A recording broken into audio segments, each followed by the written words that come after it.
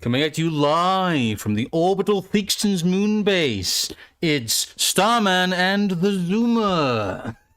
Heblo? Heblo? Are all the little people still inside this computer? Sorry, we haven't talked to you in a while. Hello, We've been very busy and not had time to talk to all the little people inside our computer. We've also been building, as you say, our Orbital Theakston's moon base. We have, yes. You will see the results of the Orbital Theakston's moon base at some point. Yes, where you'll be blasted at the sky with a red-hot beam of refreshing mild? Yes, a multi-ray of refreshingness. Heblo people. Heblo party people in the place to be. Yes. We're back. And the weather's been, changeable. Changeable while we've been away. Oh, to be fair, I think the first couple of weeks we were away, the weather was glorious. cracking. I actually ended up with a tan. It was great. Tan, yes. Oh, amazing. And then it was kind of meh. And then we saw a good friend of ours, and it kind of went a bit meh again. And now it's, I don't know, it's a nice evening, finally. It is a good evening, yes. But it's also very windy.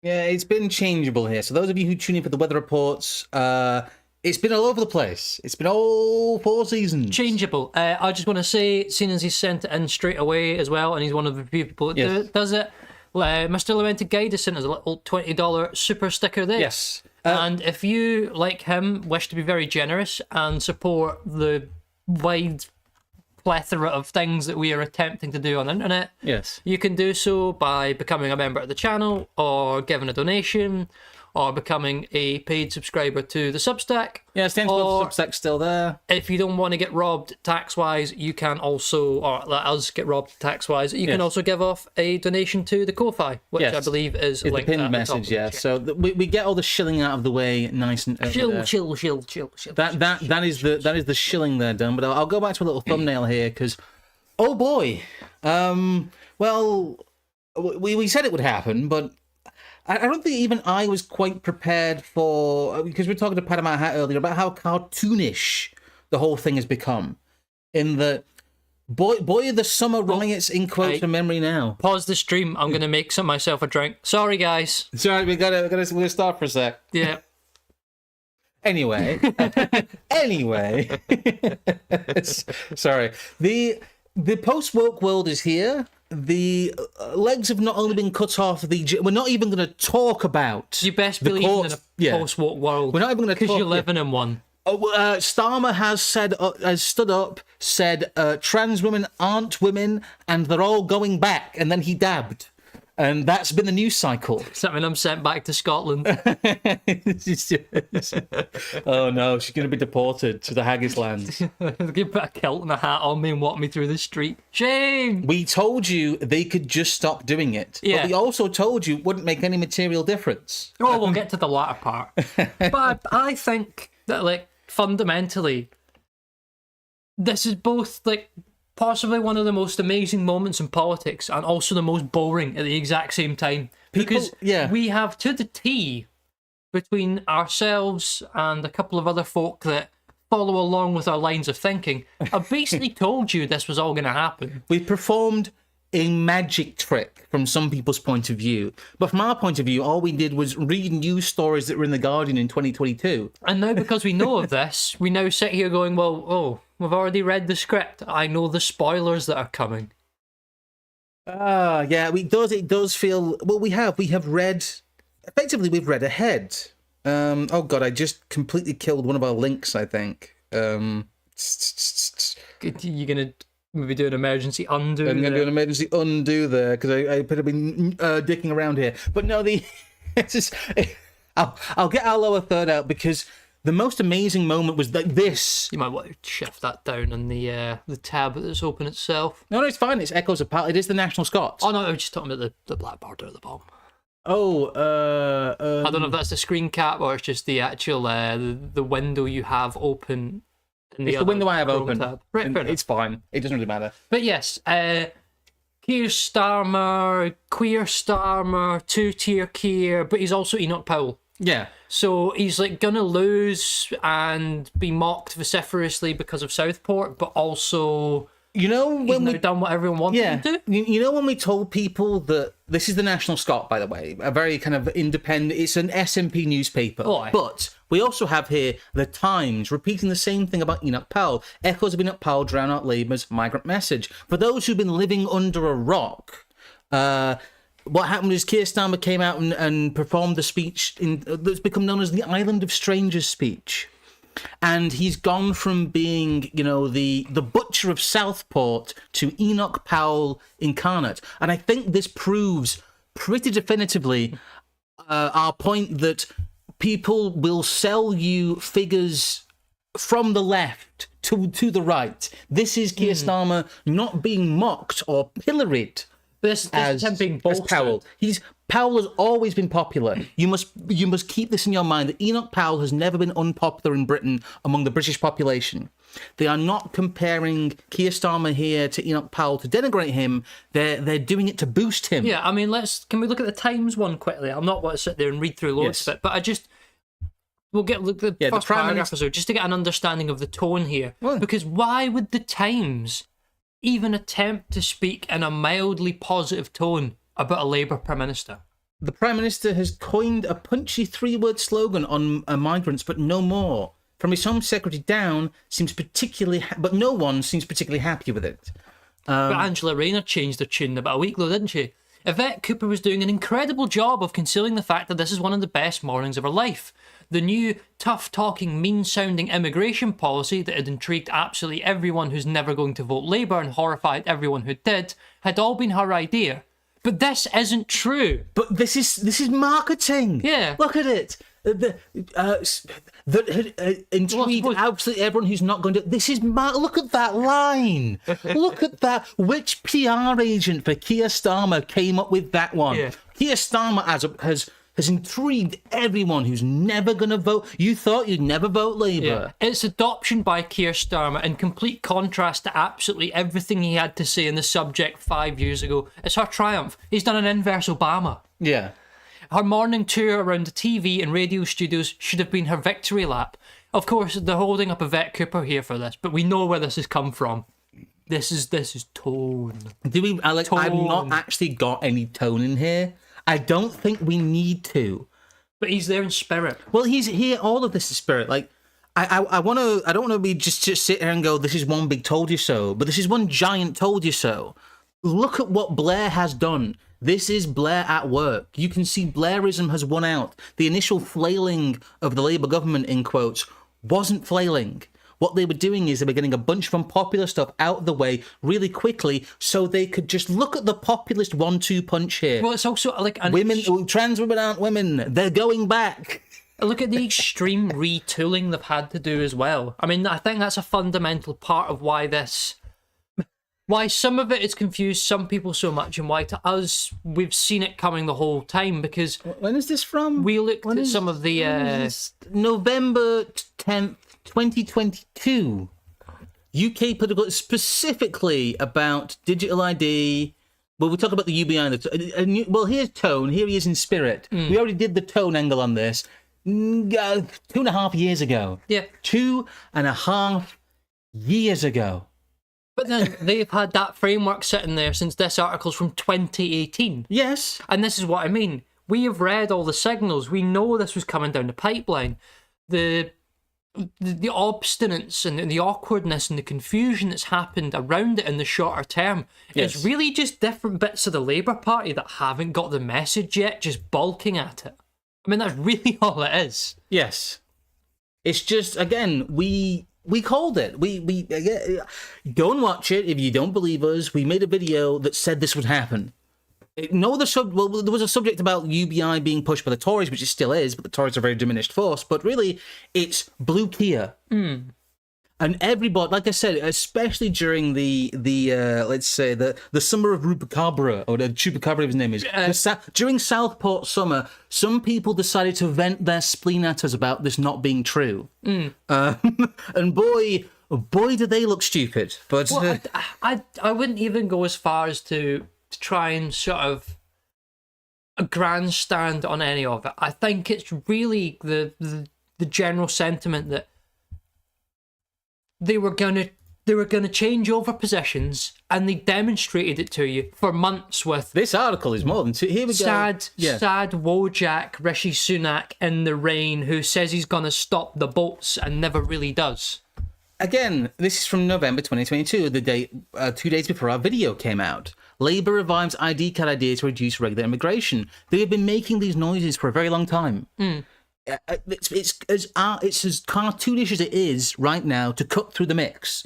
They have been building up the political background music for years and years and years. I've just noticed something though, What? and I bet they didn't have this opposition planned for. What? John McDonnell calls for grassroots leadership challenge to Starmer government. Oh, So let's take John McDonnell, who is hated. yeah. I mean, look at him. He is a hated man. The pink fist. They could not paint him as anything more of a soppy, The disgusting Rainbow leftist, could they? Castle. Look at it. Look at the And yet- stinky leftist compared to strong deported. Who is going to be the person? And I think this is one part of it as well that I like to consider. Who's going to be the opposition for Starmer on this? Yes. It's not going to be the Tory party. It's not really going to be Nigel, except from when Nigel says we need more NHS workers or whatever. No, Starmer's opposition is going to be the extreme left in his own party, who have already been whipped and told what to do. Yeah. So he's going to end up having a policy conversation about how we deal with deportation between the centre left and the far left, when it was something people in the far right advocated for decades. And they're now going to play no part in that conversation, because it's going to happen between Keir Starmer and John McDonnell. Ah, yes. Well, I'll go back to the echoes of power screen here, but the problem is that no one had set the parameters of the immigration debate because no one but us expected the Labour Party not only to take part in the debate, but completely subsume the discussion around being pro-deportations. No one stopped to ask, what does sending them back actually look like? Within this framing, Keir Starmer will, in quotes, send them back, because all he needs to do is deport one more migrant and deny one more visa than the previous government, something which he has already done. This sort of thing can be achieved by inaction. Not extending Boris Wade's visas, for example, could put millions, at least not under, you put under pressure self-deport, but really it takes them off the national balance sheet. Well, I'm thinking we'll go for the Steelman case here, that we're assuming he is actually going to do it. Starmer, also operating under the defence of being a managerial insider, will come up against a lot less genuine opposition than, say, a Donald Trump. Starmer and Trump will probably end up having an identical impact proportionally on respective immigration. For both of them, it will be a fall compared to 2021 to 2024, but it will be another case of take 10 and give back 3. Well, first of all, we'll do a quick recap. How do we get here? The other good companion stream to this is our performative failure stream. What you have really before all of this takes hold, and to make all this take hold, is the performative failure of the Conservative government to limit immigration. Both the Conservative government and Labour government have expressed extreme interest in limiting immigration, and they frame it as a problem of practical reality. Well, immigration is just a thing that happens, and we as the government are powerless against it. Can we appreciate the thumbnail for that one? Our priorities: Bob's and Vagine. Lots of curry, bloody, open Bob and Deliveroo. Yes. But what we witnessed there was the Tory party basically got to keep even the conversation of legal immigrants completely out of the frame for nearly an extra 18 months by solely focusing on the boats. Illegal immigration. The boats. And it wasn't even illegal immigration. It was specifically the boats. Well, they sectioned off. They went, well, we're talking about immigration, but we're not talking about legal immigration. We're talking about illegal immigration. And we're talking about only people who arrive by small boats. And we'll remember as well that off the back of that, they brought a new policy that talked about safe and lawful routes. Yes. Which allowed them to reappropriate a bunch of illegal immigrants and then call them legal when they got here, as long as they could argue they came on the safest route. Yes, but we would like to also, before we go any further, recommit our appreciation of the nation of Israel. Oh, yeah, it's been quite a long time. Yes, the only nation that has the right to police its borders. Is it such a long period of time that it's worth sticking up one of our old Nige affirmations, or are those lost to time? I'm afraid those are not lost to time, but I don't want to sit here and fiddle around. No, that's all right. This is a bit of an affirmations light stream, but we'll get our affirmations going proper again soon. Don't you worry, we got some affirmations for you. Boy, we get affirmations for you. But, well, the background here, let's look at the actual numbers. Yeah. Somebody's talking in chat there about somebody's article about Maloney, and the fact that this will be Maloney all over again because Starmer will be sold to us as a Nazi, but he won't do the job. I think there's a fundamentally important distinction there. Yeah. Starmer was not sold to us as a Nazi before he was elected. No. Nor is he there to represent the populist argument. No. So he's not like it's the populists or the people who follow populism are being played. It's more that someone that has no relation to their base, and however they would sort of capitalise on any political energy, it's being done completely separate from that. Yes. Whereas in Italy, it's about containing the right. Over here, we've gone past the containing the right phase, and we're just having the left do as it pleases so it can govern. Well, this is why I said how Starmer defeated the right. This isn't, Starmer is defeating the right. They have been long defeated. This has been long in the works. And yes, they're able to... This isn't framed in the way that Maloney's framed. This is framed as neutral and normal governance. Well, one thing I think is quite an interesting point is that during the last few weeks that we have had all of this, what has the right-wing press been doing? Has it been holding Starmer to the fire to make sure he makes good on these promises? No. Have they been asking the question of how the deportations happen? No. Most of them have ran around talking about the fact that Macron might have had a baggie on him and Keir Starmer might be bumming rent boys. They're not actually bothering to deal with this like paradigm-shattering event that seems to have happened. Well, it's, as I said, the political landscape has moved beneath them. They were not prepared to live in the political future, and they are once again adrift. But all of this was caused, the background of this, and people, will Keir Starmer cut immigration? Well, yes, of course he will. Because over the past 4 years, ever since 2021, there has been an immigration maximalist experiment run by the Five Eyes nations. These are nations with integrated intelligence services. And again, unless you believe that immigrants spring out of the ground, the fact that... they're all here by accident. Yeah, the fact that 5 countries who have intertwined intelligence apparatus also seem to have lockstep immigration policy, where all of them have seen unprecedented peaks in raw numbers from 2022 to 2023, it's very difficult not to see this as a continuous project, because it is. I don't concede to anyone, you're imagining it. This isn't related. It's like, look, net migration, 906,000 in Britain in 2023. You have a complete peak there.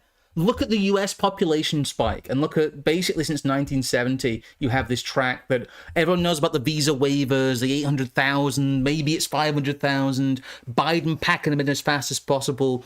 America has also had its own unprecedented immigration waves, to the point that it's tipped the foreign-born population to the highest point in America it has ever been. And this is foreign-born. This isn't just recent immigrants. This is people who were born outside of the US. This isn't a demographic shift in terms of color, because a lot of settled people are now not also white Americans. This is purely amount of foreigners in America, and that has gone up dramatically. We've had another record years for immigration in America. Again, Australia, slightly less of a spike here because they had a really bad period, kind of 2007 through kind of 2017. But there's a noticeable post-COVID spike. But there's a noticeable post-COVID spike, especially when it comes to quote-unquote skill. There's a lot of debate about this. A lot of hide the ball in Australia with temporary workers, and it's higher than they're admitting, but the official figures still say that migration in 2022 was the highest it had ever been in Australian history. Here we have again. We did a whole stream about Canada. Canada ended up with 4.1% of its population having arrived in the last year, just in general. It was insane. But here is from 2023. This is from the Economic Times. Mass immigration experiment gives Canada an edge in global race for labour. Canada was very open about the fact that it was doing an immigration maximalist experiment, and that they were saying that it proved the economic argument back then.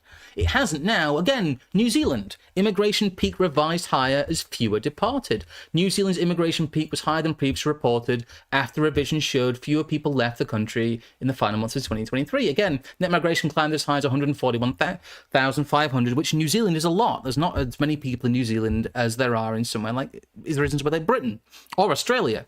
So we have, again, 2023, New Zealand sees a high watermark in migration. I like how they've gone so far up the wall with this that policymakers last month softened their threat of another increase in the official cash rate because they felt the pressure around inflation were now evenly balanced. It's gotten that bad in New Zealand in some regard that they're having economists come out and go, never mind the like housing demand supply side, we fucked the money up. Yeah, basically they're saying that immigration was so high in New Zealand that it's going to create inflation because housing demand is so high.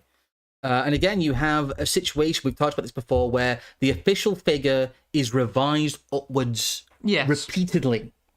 We'll see this story going on with the British figure as well. But again, all Five Eyes nations in 2022 or 2023 saw an immigration max. Well, that is impossible unless there is coordination. Yeah. If this was merely an accident, as they claim, why can't the 1.3 million people who arrived in the UK in 2023 alone simply be told to leave? If this is done in error, why can it not be corrected? Yeah. Because it wasn't done in error. Do not subscribe to the accidental theory of immigration. The states of 5 countries worked simultaneously, flat out, to ensure as many people as possible were entering their respective borders. Simultaneous record arrivals across 5 nations with a known integrated intelligence service across them. These are the only ones who issue the visas. It is insane to say that this got away from them. They were in control of the entire process. Yeah, countries issue visas. If they are saying they're issuing more visas than they thought they were, that doesn't make any sense because they're the ones issuing the visas. Well, that does make sense insofar as the fact that that's how your numbers get revised up. Yes. Because 100,000 people that came the year before are only just claiming their visa now. Well, so you end up with... It's not me giving them the benefit of the doubt, but that goes to show this lag effect that you're talking about in the numbers. Well, here's worked example 1. Here's had a worked example of how the immigration sausage gets made, because the figures are provably bunk. The one I always go to is Brexit and EU citizens of the EU, the EU settlement scheme. There's a slightly weak Spectator article I originally used for this that is now lost to time. It seems to be gone. But Brexit and EU citizens in the UK, and it's this section here, it had been thought there were around 3 million EU citizens living in the UK at the time of Brexit. Yet over 8 million EU settlement scheme applications have been made, equating to over 6 million individuals. There was twice as many EU people in Britain than were measured in terms of inflow. And these people have every right to be here. That's the whole point. They are people who can apply for the EU settlement scheme. So these aren't people who have an incentive to hide that they're here. They just simply didn't realise the bureaucracy didn't know. So you have this doubling up of legal immigration. And this is one of, I think, the biggest indicators that the numbers we are given are a joke. The immigration numbers here, you expect 3 million people and you find 6. Yeah, I mean, I think we could jump to the conclusion of this stream before we even get there when people ask, well, what are we supposed to do about this? Find a way to actually count the number of immigrants that are in Britain that isn't digital ID. Yeah. Try that. And I think that's ultimately where we're ending up with this, is that these aren't always necessarily acts of malicious intent per se. We know particularly with this incident that we've seen this pattern, and we believe there to be reason for it. But a lot of what they're doing is just they're covering their fucking arse. That is why they're having to come round and rejig the numbers and round up and do this and do that. Because on the mid-level, where you're just some like Home Office peon, you don't have a clue. Most people don't know. Most people will be shocked to find that the EU settlement scheme ended up giving amnesty to twice the amount of people it was supposed to. Well, no, almost 3 times. There was 6 million applications that applied to 8 million people. No, so that's people. That's It's fine. people It's 8 million applications, equating to over 6 million individuals who will be applying possibly for family members and stuff as well. Well, that's what we can say, is that 8 million applications equating to 6 million individuals. So that's the figures we've got. What it actually means in terms of final numbers, we still have no idea, because again, these are estimates. But that's just a good example of, look, here's how we can prove that the immigration apparatus has no idea who's here. Because when it comes time to actually give people amnesty, twice as many people show up as you thought were there. Very, very, very striking example. Here we have another one, which is, again, that the, The 2022 immigration figures being rounded, I believe these ones. Yeah, well, this upward is revisions. This is upward revisions. 2022 net migration official figures were revised upwards from initial figures by a whopping 266,000 people from the initial estimate, and this will become important later because the immigration drop is being advertised off these initial estimates. There was a rise of 43% to the final figure. That is a number of 606,000, and then it was upgraded to 872,000. So again, 266,000 people, 43% undercounting in terms of quote-unquote net migration for the calendar year of 2022. Well, the excuse they have here, which I believe we might have actually read before, Yes. the revisions result from the ONS receiving more complete travel data and adding tens of thousands of Ukrainians who had been missed in the data due to an error. How do you miss 50,000 people?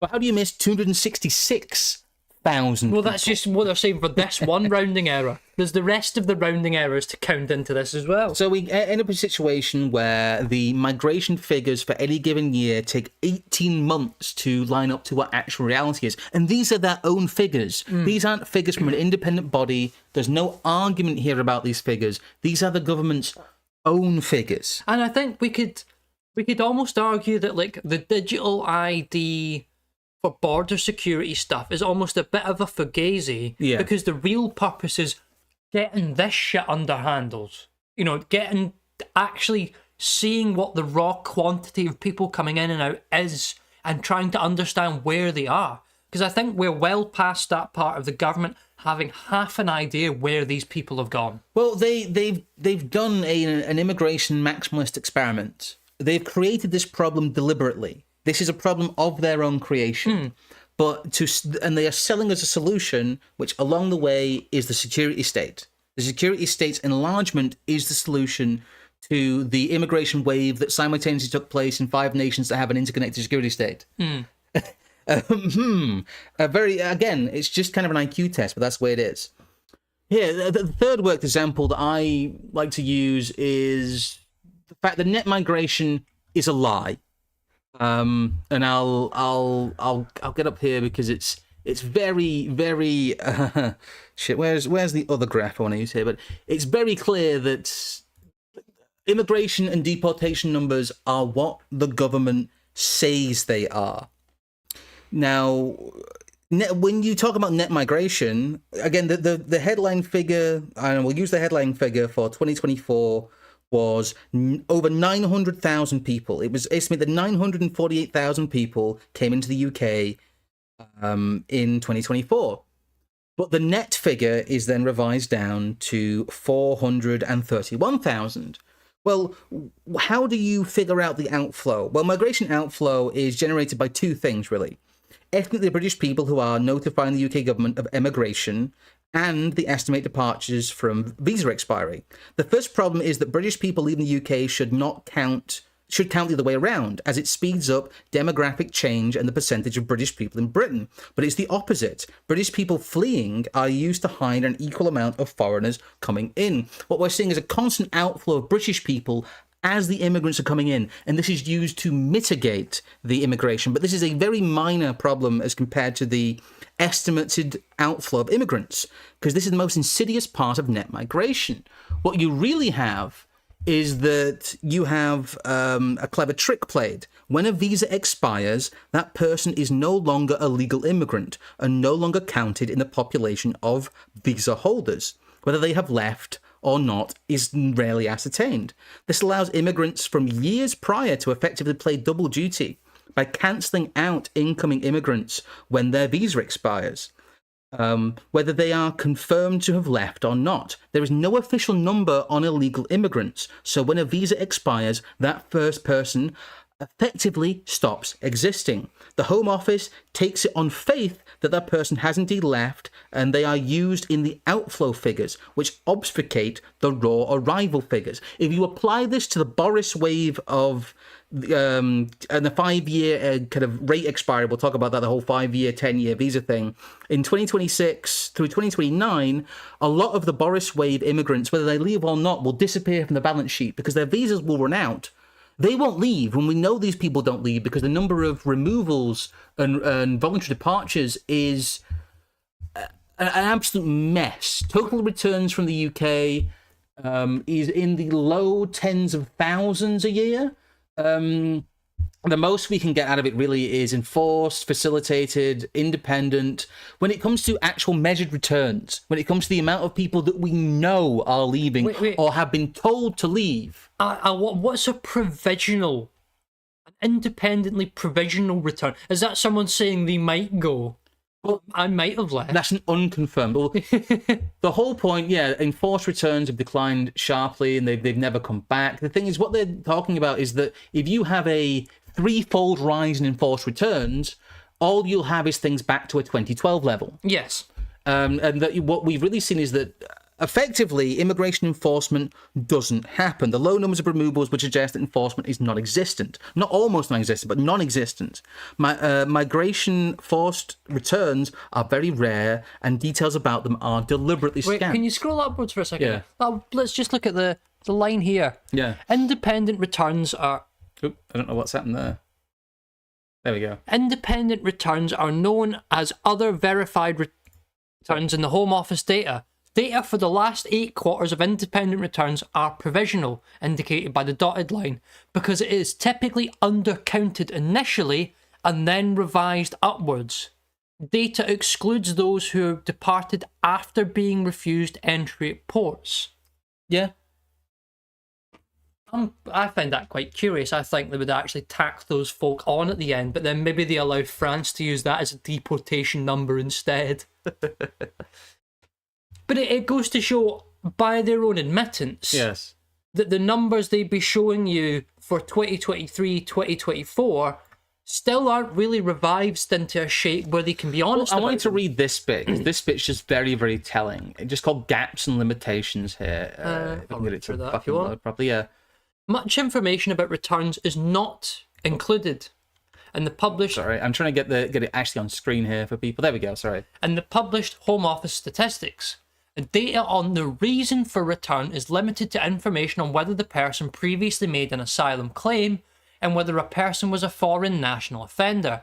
There is no information regarding the immigration history of returnees, and so no counts of how many of those returned are unauthorised entrants, refused asylum applicants, visa overstayers, or those who otherwise breached the conditions of the permission to stay in the UK.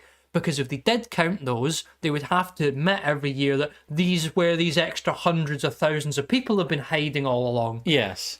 There is also no information on how long visa overstayers had been in the UK without permission before their departure, presuming they haven't assumed their departure already. Yes. Which means, in theory, they could actually use this double count. Yes, they could.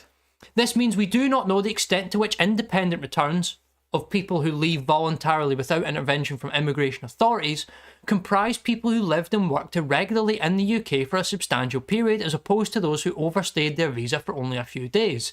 There's another cop-out.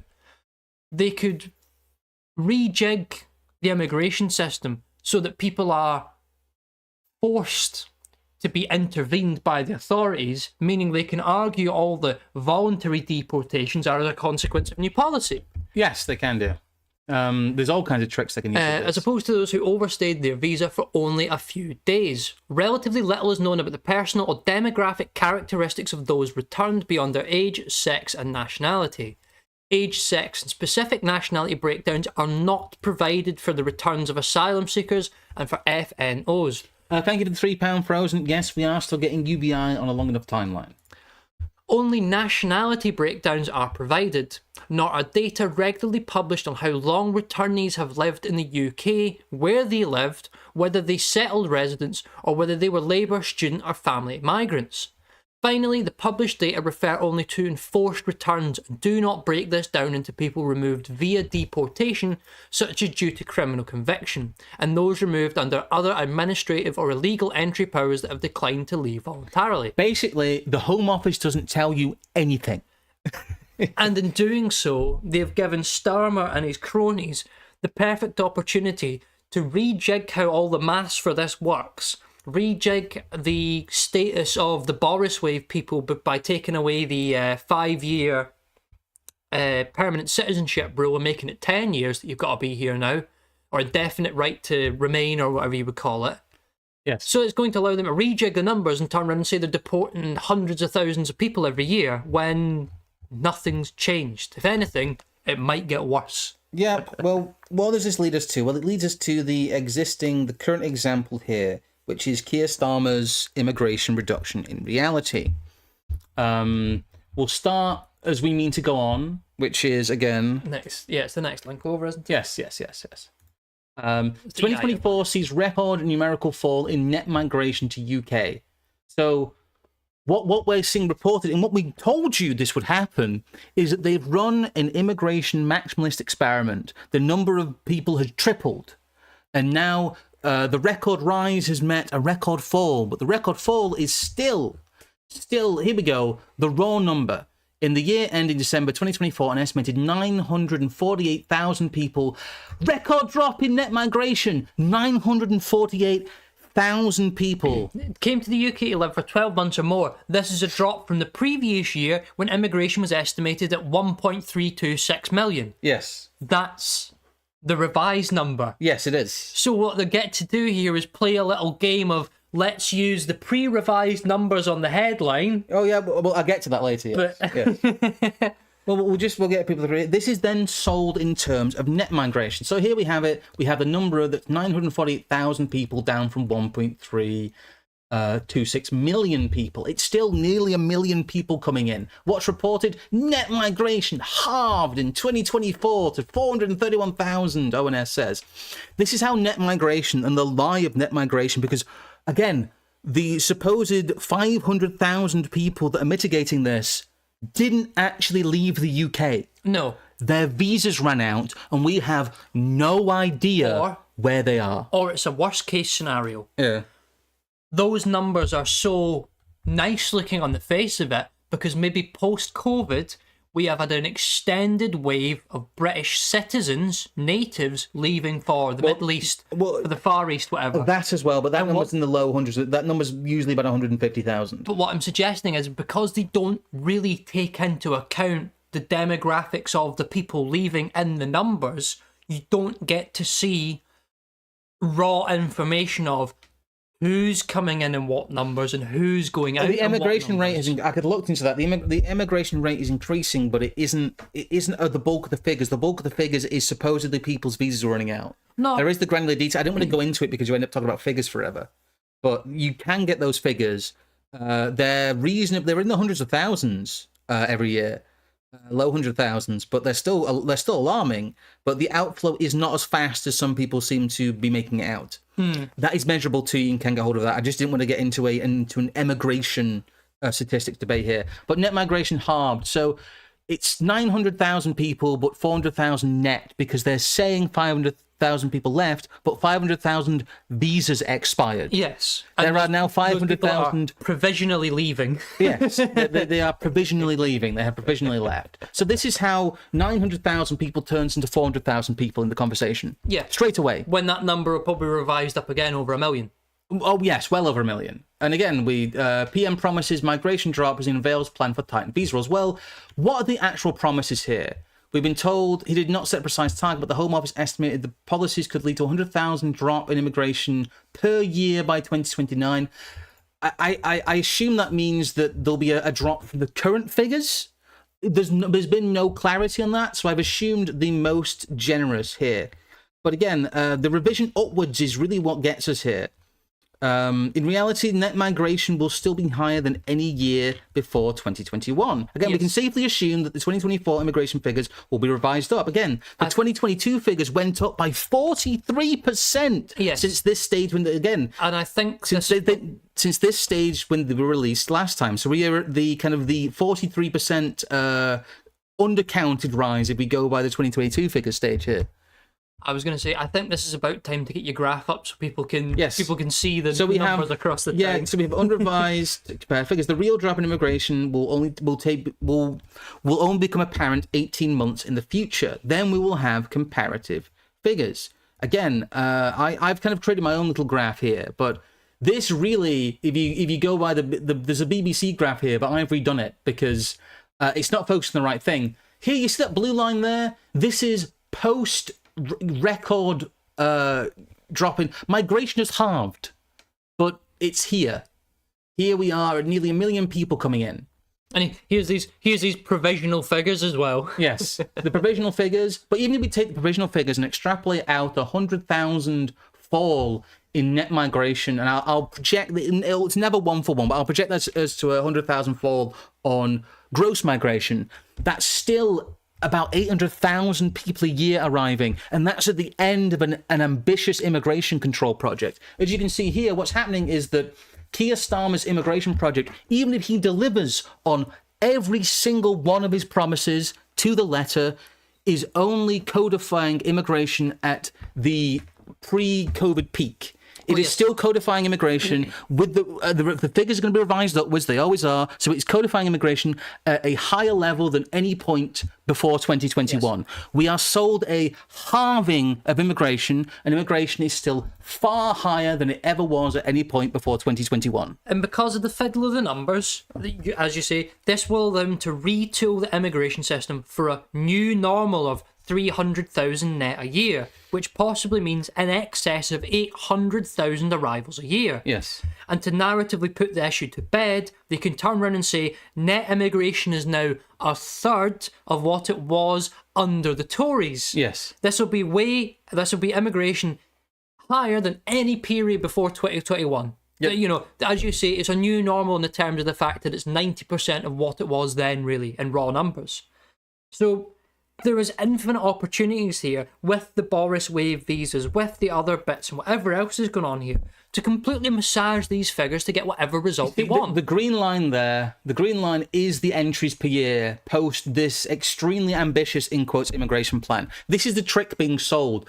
I don't think anyone has shown this properly. Like these will be the levels. These are the projected levels of new normal migration, and they are codifying anything almost twice in by certain metrics of what Blair did. But you know what we're actually going to have here? We're going to have a point whereby an effort to have a big deportations program, an immigration reform, and blah blah blah, and we'll still be at a level higher than the furore we had over the levels of immigration prior to Brexit. I mean, look at like immigration in 2010, height of the BNP. That's what I mean. All the wind up to Brexit, all the conversation about how it was going too far then, and now the hardest stance that we're getting on this, that's being pushed forward by the government, is that those are the numbers that we should be seeking. Again, 250,000 more arrivals, even at the reduced level, than when the BNP was screaming about the fact that we've had the highest immigration ever, which is true. We had it then, we have it now. It only ever goes up.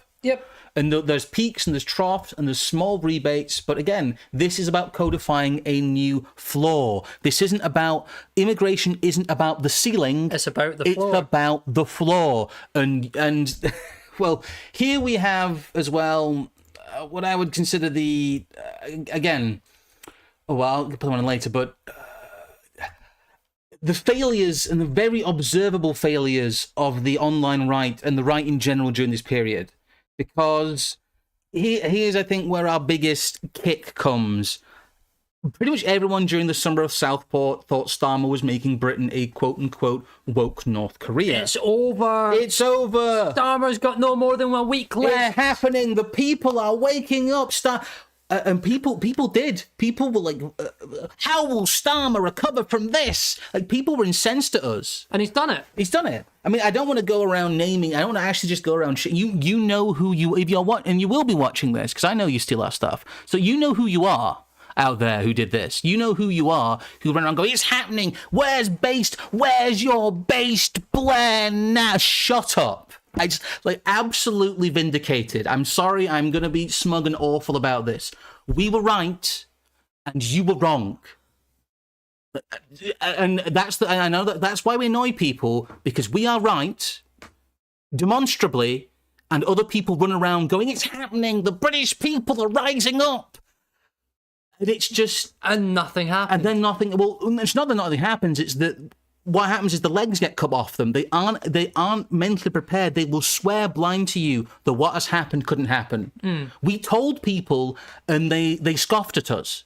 We have documented evidence of them scoffing at us, and yet here we are with Enoch Powell, Keir Starmer, and everyone who's just pretending that the last year didn't exist out of embarrassment. And to go back to one of our streams from quite a few months ago now. You don't have to be a popular leader in a democracy. No. Anyone that tries to tell you that X, Y, or Z or Democratic leader is going to go out because he's not popular, go look at Macron. Yeah. Go look at what we said about Macron in our last stream and square that circle. Because evidently what appears to happen is that nothing happens. Because you can be an unpopular leader and do as you please. Well, immigration, just like Stop the Boats, has effectively been subsumed by the party in power. Everyone who ran around saying remigration... It's inevitable. Send them back. All you have done is had your political lunch eaten by Keir Starmer because you didn't think that Keir Starmer could stand up and say send them back, and then he did. But this is the thing, and maybe I can go on my own little... righteous rant here from... Did Sam Francis write this? Did he come back from the grave? Fucking hell. But I spent quite a considerable amount of my time running around saying that if all you've got is fancy words about this remigration stuff, be careful with it. Because what you're going to do is you're going to sow the seeds for large amounts of political capital. I mean, some amount of consent manufacturing will be done off the back of this shift they've pulled here. Yes. And I told people, don't run around with this stuff willy-nilly without a plan for how you're going to utilise the political energy you're stirring up. Yeah. And if you've not got a way to utilise that energy, maybe you should dial what you're doing back a little bit. Because otherwise, somebody like Keir Starmer comes along and, as you said, absolutely eats your fucking lunch. Well, not a crumb is left. And what do you have now?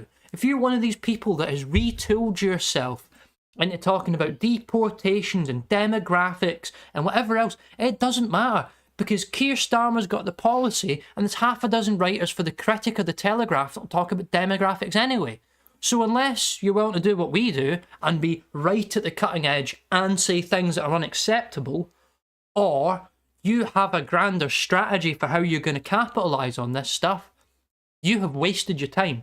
All you've done is made yourself some pennies on the internet shouting about migrants. If you jump up and down and say immigration's a problem, immigration's a problem, immigration's a problem, immigration's a problem... Don't be surprised when someone else comes over, slaps you in the face and fixes it. No, you say, well, and Labour says, yes, immigration's a problem, and digital ID is the solution. Yeah. And this nowhere party without a single councillor says they're going to send them back, do they? I mean, we'll use them as an example for a further link in a moment before we get onto some of the nudge streams, stud unit stuff you've got there.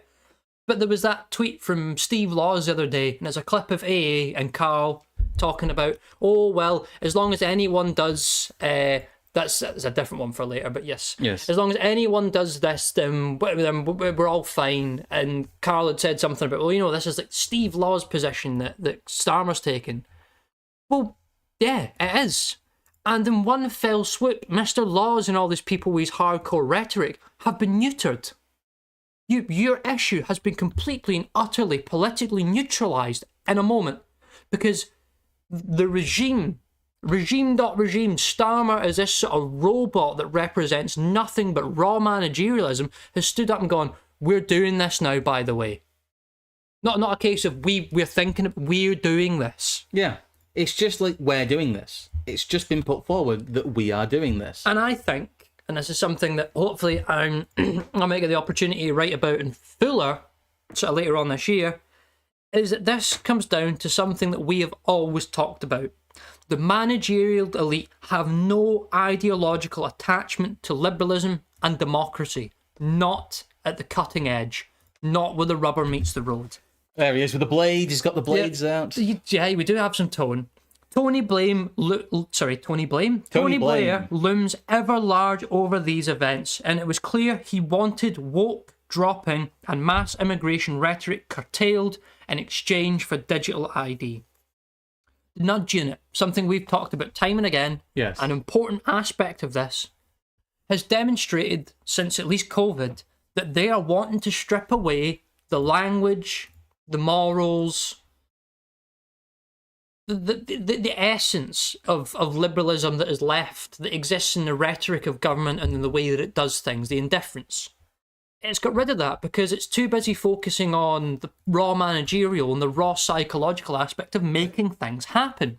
People were very confused about what the legacy of the lockdowns was. The legacy of the lockdowns is behavioral economics. Yes. It is the employment of naked, open social engineering to force people to come to the correct solutions. I'll see if I can get it in the right order, because it is that fantastic one with Richard Thaler on it, where he talks about upstream interventions that alter people's choice environments. Yes. So that they can have outcomes that better suit the state out of free liberal individuals' actions. Yes. And basically what they're admitting is the fact that agency be damned, we are going to change the parameters of how you do certain things in your society because we have to get this outcome out of you. Well, the point is as well that we have, even at the mid-level, earnest belief in the right of people to make their own choices is being thrown out the window. They're doing away with a lot of the window dressing of this in favour of pure management. And we understand that Keir Starmer can simply turn around after arresting people for saying send them back, and himself say send them back without missing a beat, because electoral politics aren't real. Yeah. They are the masters of the framing. They can frame reality however they want. They can't alter reality, not in the way that we think. I will go one step further. Yeah. I will go as far as suggesting that I believe on some level the organisations that have spent a considerable amount of time, and some of the individuals around them, on Stop the Boats, on remigration, have been allowed to do what they are doing because at the end of the day, you've built up all this chatter, all this buzz, all this noise around this stuff. You've kept it in people's heads. Thousands, tens of thousands of people's heads have had this idea in it for ages because of the effort those groups have put in. And I think they've let you do that. Yeah. They've let your choice environment influence the way that you've approached these policies and how the rest of the populace will follow on behind people who, they were not ahead of the curve, but they were reading the early signals and they didn't know what they were looking at. Well, also, this will work. This will work because most people cannot understand that mass perception of politics is purely about framing.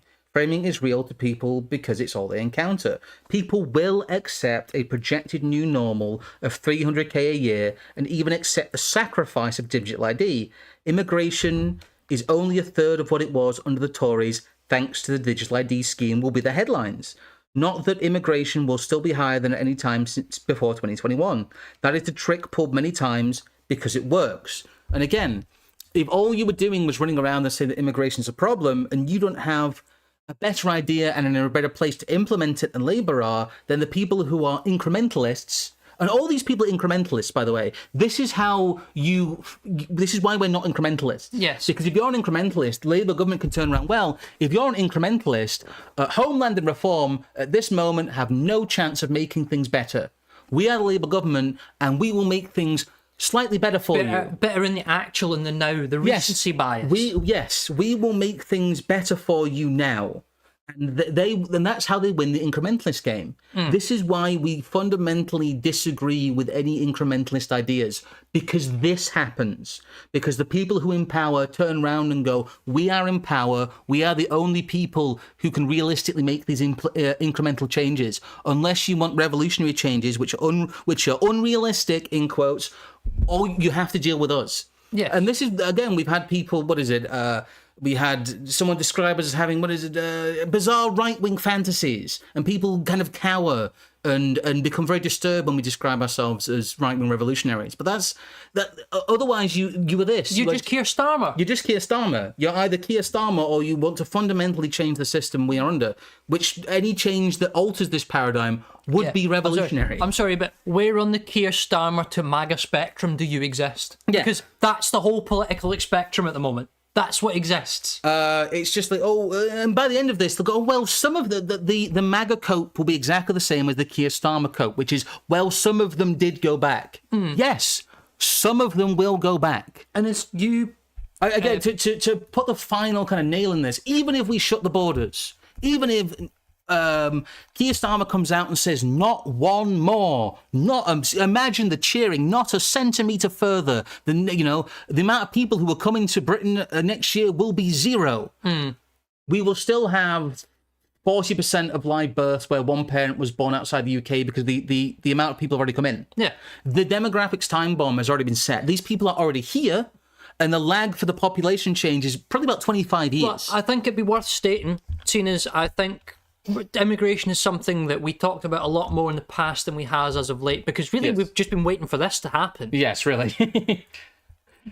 Again, we are not people who are going to sit here and bemoan the demographics and pure numbers other than as a demonstrative thing, because we have always advocated the fact that if you are a racially conscious native Briton, you are already in the minority. Yes. And you should see yourself as such. You should strategize for that, not for pressuring the government into putting a new policy. And it begs the question, those people who put all that effort in, where do they go now? Do they just join the Labour Party? And I noticed a certain Mr. Laws made a joke about that on Twitter. Yeah. Now, is he joking? Is he being serious?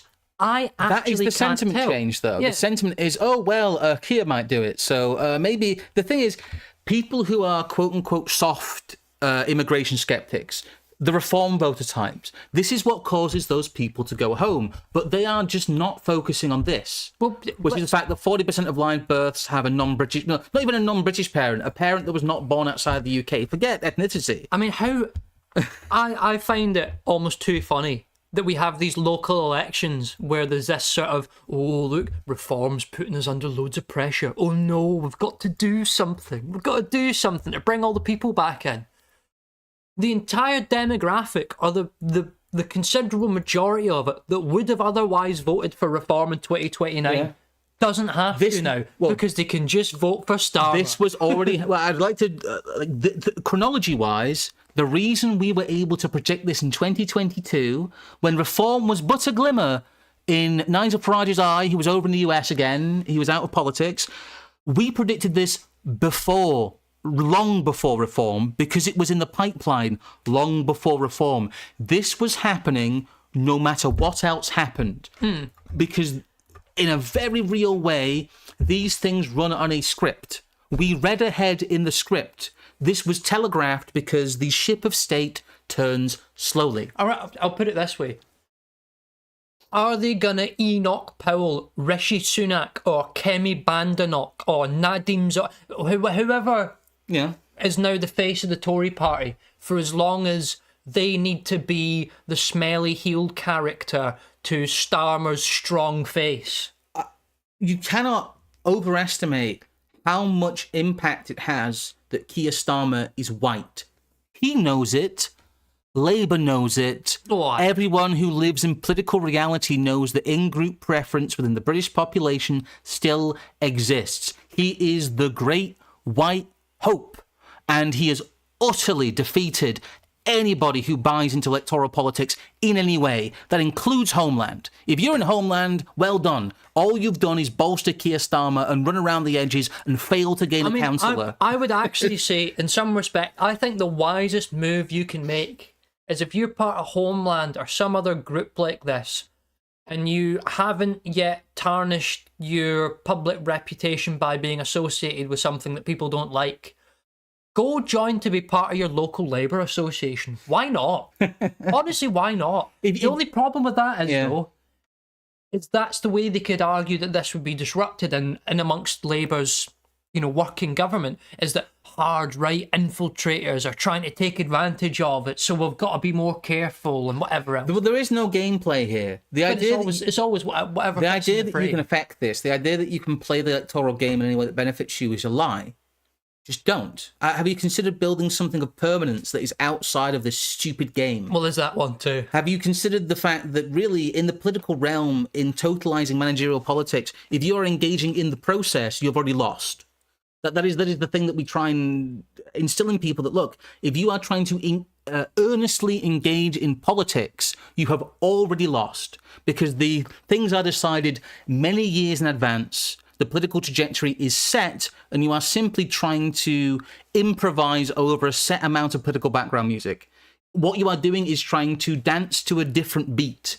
It's like being in a club and there's something on, you're trying to dance to a different song. Yeah, you're trying to guess the tune that the DJ's mixing whilst he's already got it set up in his head. It's like it's already there. It's already set into pace and rhythm. It's going to happen.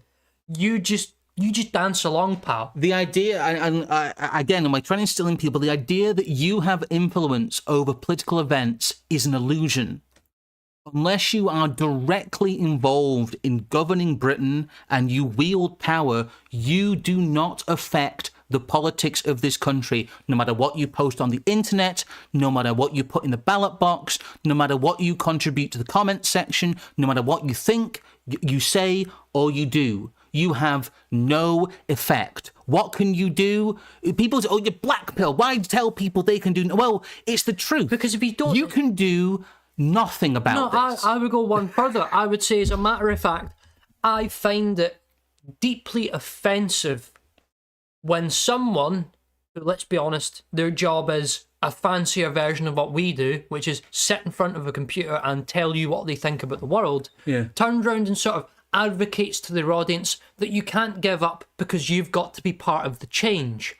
And you're being asked to be part of a colour revolution that you've got no say in and isn't going to go anywhere anyway. I think that's honestly one of the most insulting and evil things people could run around doing. Is putting the moral blame for the politics that happen in a nation upon the populace.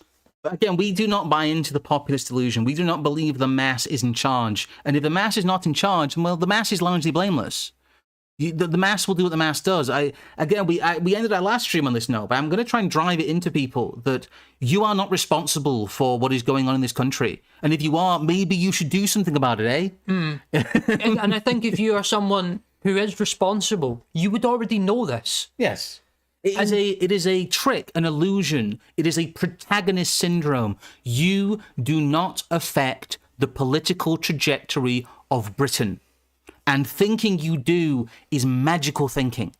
I cannot straightly expunge from your mind the idea that you have any impact on this, because you don't. Do yourself the benefit. Genuinely, do yourself the benefit and realise that you actually don't have to care about what they do. Because in the grand scheme of things, you are there to influence your life. Yes. Again, we seem to end our streams now by the invocation of affect what you can affect. Go out into your own town, be good to your own family, be good to your own friends. Do not subsume yourself in these national level debates that are fugazis. You can't actually do anything about Keir Starmer, least of all vote. Yeah. He defeated the right because they are playing a game that already has a set conclusion. A game that finished years ago. They are improvising along to a scripted TV show. And it really is like a child who thinks that they can control what's on the television. You can't. These events are happening to you. You are subjected to power because power acts top down. Keep calm. Remember your training. Power actuates from the top. Therefore, blame is situated at the top. But so many people can't mentally shape rotate that. They can't do the political maths to realize that you can't shout at the mass for not rising up because they are not in power, because of elite theory. And it shows that most people, within their own internal models of how the world works, cannot apply elite theory intuitively. They cannot do the extrapolation outwards, and they cannot work out that the population of Britain is a passenger to power, because that's how organisation in the division of labour works. But I don't think we have much else to add to that, really. No. I will. I will add one thing. If you're listening to this stream and you're really annoyed by the fact that we are saying Starmer has eaten your lunch, come and message me. Actually, just like message me on Twitter, and I will tell you what's happened. And if you want to tell me that I'm wrong till you're blue in the face, you can go and do that, because I want to see how people will justify and move out of this elsewhere. I just find it almost amusing at this point. It's really basic. But it always comes back to this point, which is the way people think about politics is backwards. Starmer defeated the right because the right engages in magical thinking. Yeah. Your enemies are in charge and they will punish you. It's bleak, but it's true. How much more reality can we describe? I think we've described all the reality that we can stomach for today. So all that's left for me to say is thank you to everyone who supports us. Thank you to everyone who's been with us. I'm sorry there's been a big gap between streams. We've just had so much real life stuff to do. And frankly, the political environment's been awful. We are also working on bits and bobs. So yes, please do help us out, because there is things being worked on. Oh boy, are there. You may hear about it someday, but as it stands, I don't know. Don't get captured out there. Yeah, don't forget your training. And go to the pub. Yes, go to the pub. We'll speak to you guys again. Bye.